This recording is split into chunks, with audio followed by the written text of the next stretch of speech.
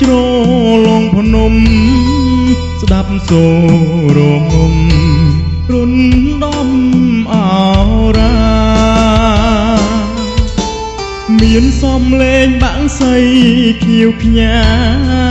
ខាងដូចទាំងថាខ្ញុំនេះណាខូចចិត្តស្មោះម្នាក់ឯងសែនចំបែងទ្រូងមិនស្មានថាអូន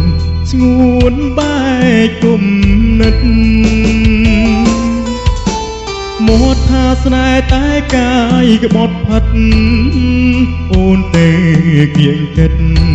ស្និទ្ធនឹងប្រុសថ្មីមិនយល់ទេអូ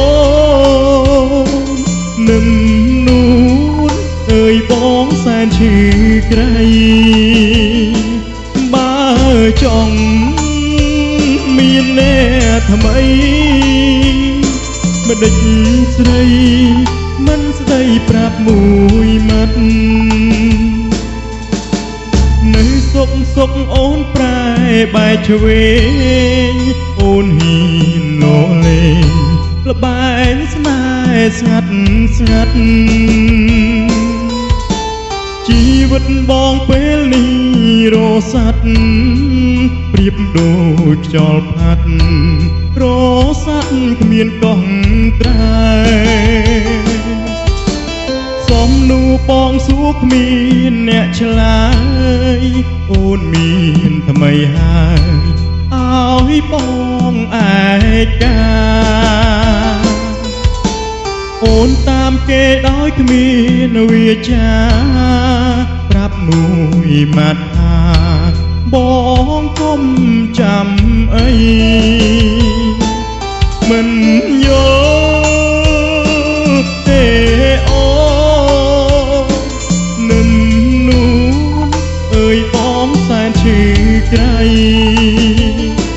បើចង់មានអ្នកថ្មី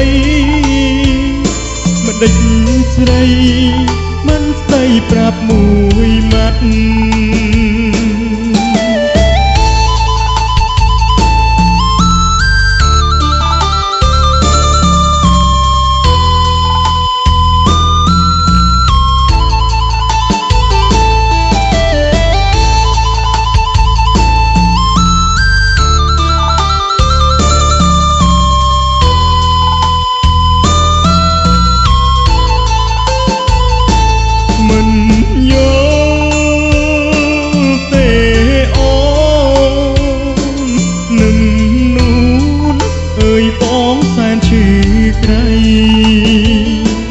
បើ